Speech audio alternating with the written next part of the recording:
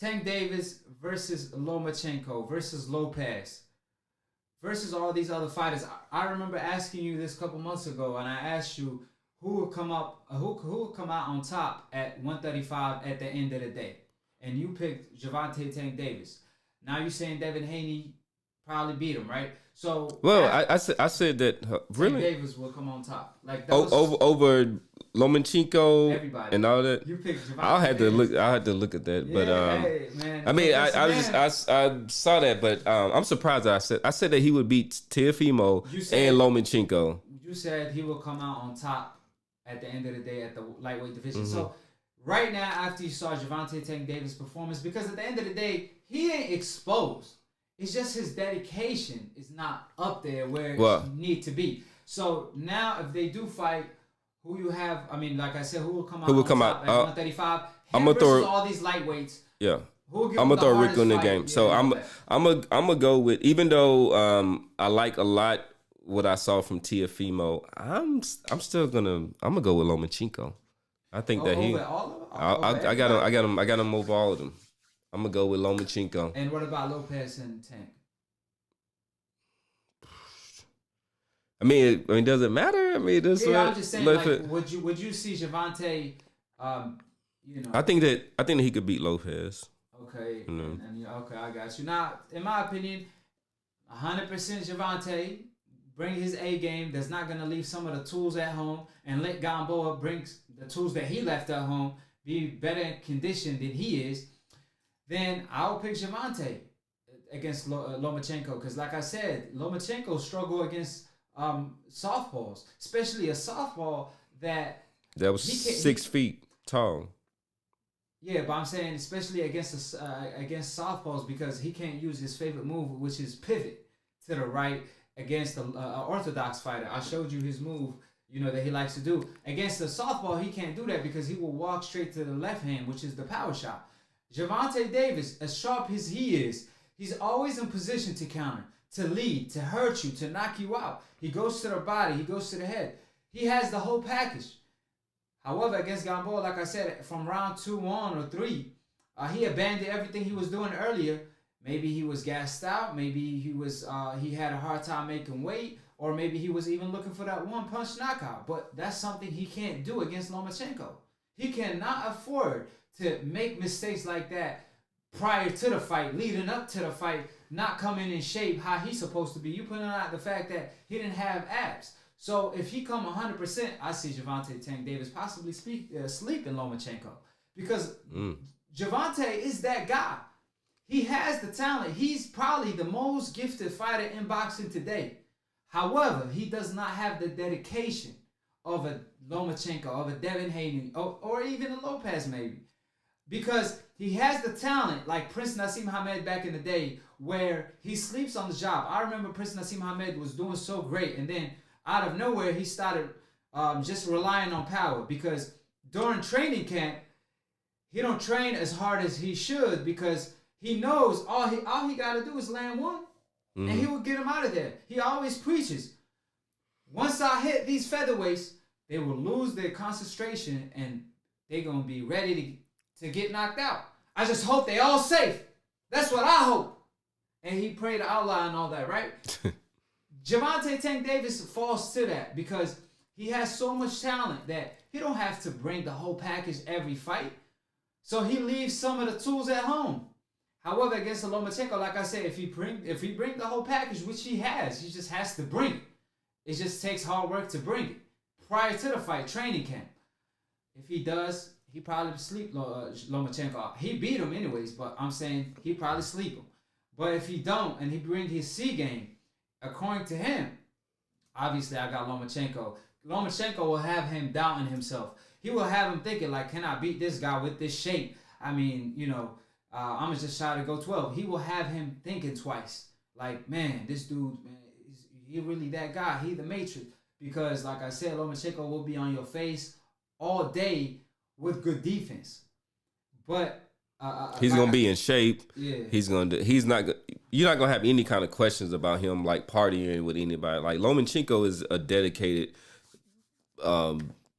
pugilist or martial artist, whatever you want to call him. So that's I still just give him just because of his experience, and I love his footwork. Tank is close to it. I think Lomachenko is a little bit better. Better when it comes to what? Just the footwork, just pivoting and doing that. Footwork, but as far as the whole package, I say Gervonta has faster hands, way more power, and snappier punches. So he has his attributes. Lomachenko has his. But like I said, stylistically, I feel like Gervonta will beat Lomachenko. He just has to bring his A game. And even Floyd was at the fight. If Gervonta did what he was supposed to do against Gamboa and look impressive doing it, he already did. But at the end of the day, he didn't do it in the fashion that he was supposed to.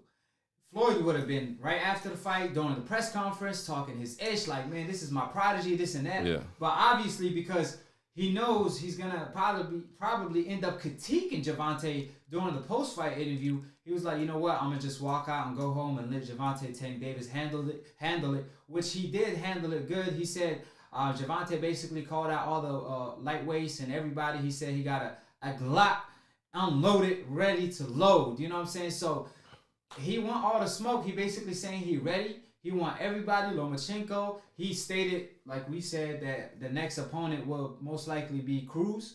So we'll see if Cruz is sincere or he capping. So we're gonna see in the near future. Yeah. But Mikey Garcia came out. It is so like one thing. But before we pass on, so I just want to give some shout outs. I mean, because like if it's some good legitimate comments, like we're gonna put it out there. So one person, so this is Daniel Wilkerson. I think we shout him again. I appreciate your boxing eyes. So he said Loma beat Gary Russell, who was a southpaw. Not only that, I mean, I know you hate when I bring it up, but he also beat Rigondeaux. So he has shown success against, and his only loss, which he does have a loss, ESPN, was against Salido, who's a big, rough and tough orthodox boxer. So Salido. But to your point, he beat Gary Russell, but Gary Russell was the only guy that dropped him.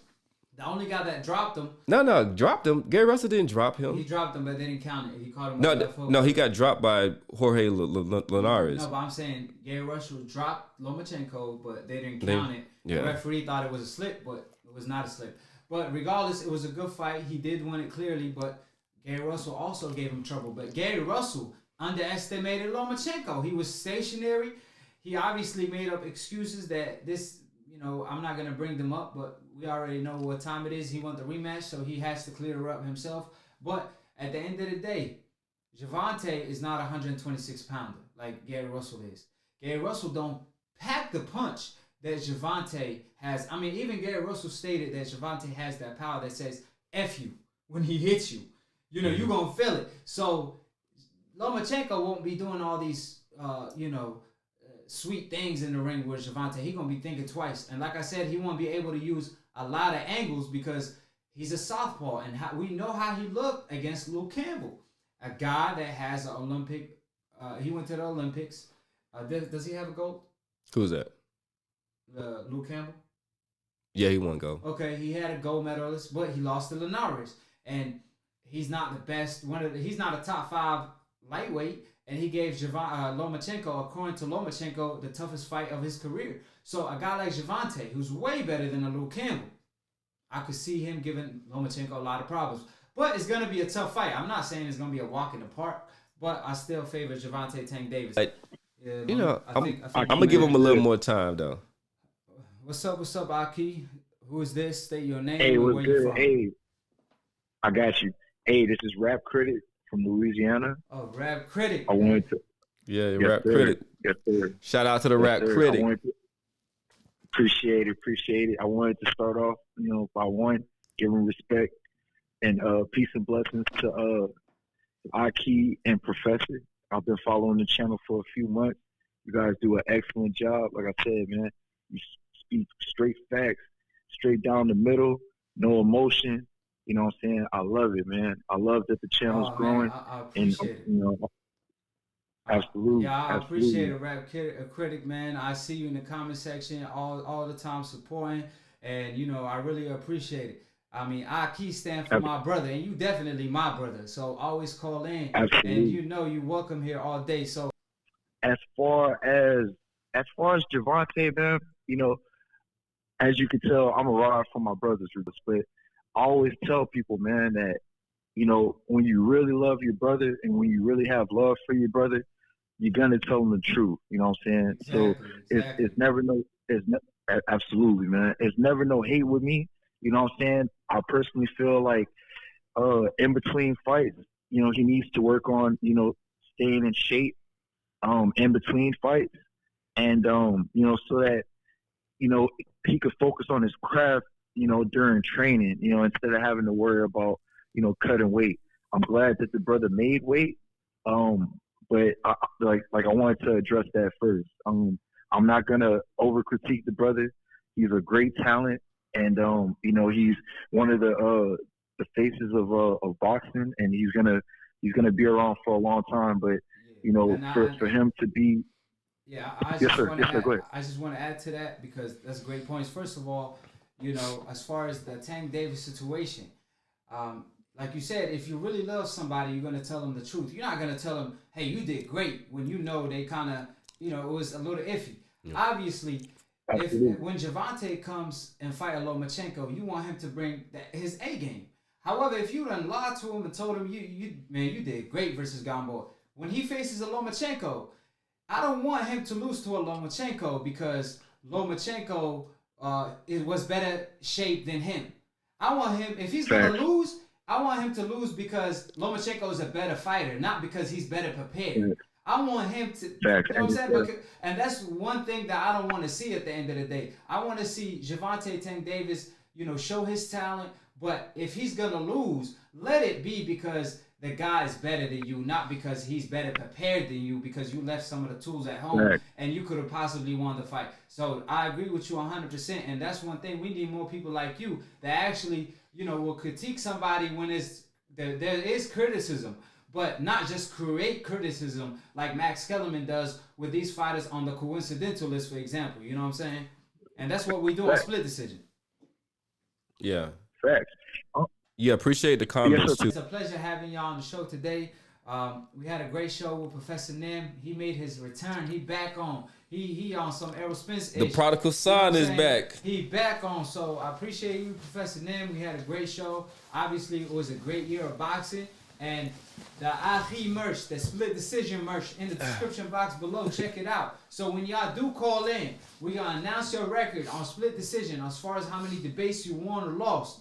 And obviously, after that, we're going to show a picture of you rocking the AkHi drip. Because at the end of the day, we all know what time it is. These haters can hate. But one thing they can't do is agree or disagree and call in and try to debate. Because they don't want this smoke. And any closing thoughts, Professor Nim? Nah, man, thank y'all. It's been a good 14 weeks. We're wrapping up 2019, going into 2020, looking for some bigger and better things. We're still looking for a producer. We're working out. We're auditioning people for some hosts, but please stick with us. We are going to crank up the production value, and we love the support. Keep calling in. Keep coming in with substantive commentary. I love all of that. Shout out to Bernard Avila, Rap Critics, Sean Johnson, all of those. Man, just keep showing us love. Hey, my man in the comment section, Rap Critics said, thank y'all for putting me on the game. I'm not ready to graduate yet, but every episode I learn something from you and Professor. Appreciate it, fam. At the end of the day, this show is basically to inform and be informative and have a little laughter with it. And obviously put on the sport and give credit to the fighters that don't get enough credit and call out fighters for avoiding or whatsoever. Obviously, sometimes it's a business thing in the network, whatever. We understand. My man also, Rap Critic, said it was a split decision draw. Jules of Life, that's my man. He said, I never seen you lose, AkHi. He's saying I'm out here looking like Floyd. Hey, my man out here. Hey, appreciate it, Jewel of Boxing. Con said, Professor is the man. Get off me, son. Rap Critic. Hey, nah, you get off me. Yeah, don't be talking about Rap Critic. That's my man. Sean Johnson. Good show, guys. Hey, my man Rap Critic said, Professor Nims, teach these cats how to dress. The swag. Hey, I'm telling you, they already know. Hey, my man dripping over here. So, John said Spence versus Porter, the fight of the year. the fight of the year. So very, very good show, guys, from Bernard. Appreciate it, everybody. Tune in, Split Decision. Next show, we're going to have better quality. We just working as we go, because at the end of the day, we ain't missing no show. Regardless of what it is, every Sunday, tune in. Y'all could count on us being here, regardless of what's happening. I had a wedding to go to, but at the end of the day, guess what? I still showed up right after the wedding.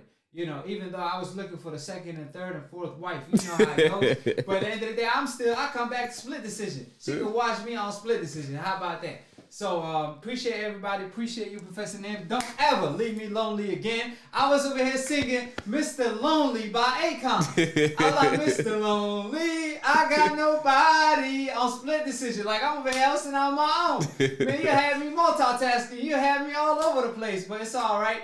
My man back. He back on the map. He back on, like Lil Baby said. And obviously, A-Rap Baby in the house. I got my man A-Rap Baby coming. The merch coming. Split Decision coming.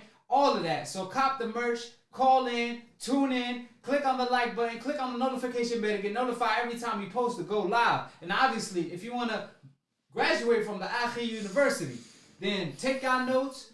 Y'all gonna learn something every day and become hardcore boxing fans. So I appreciate every single one of y'all. I appreciate all the support. I appreciate everybody from the super chat to the comment section to the likes to the views to the people that ask, that call in or ask or whatever. Even the haters, man. Because the haters, they your biggest fans, exactly. Right? And you gotta leave them if you want to get dumb about it. What? Oh, you already know. Subscribe below if you're trying to get smart about a minute. If you're trying to get dumb about a second, don't. And listen to these old media or casual fans. And appreciate it, Professor. All right, man. We out, man. Hey, Happy New Year to all everybody out there. Peace. Peace. You already know, at the end of the day, huh? You already know how we come. Yeah.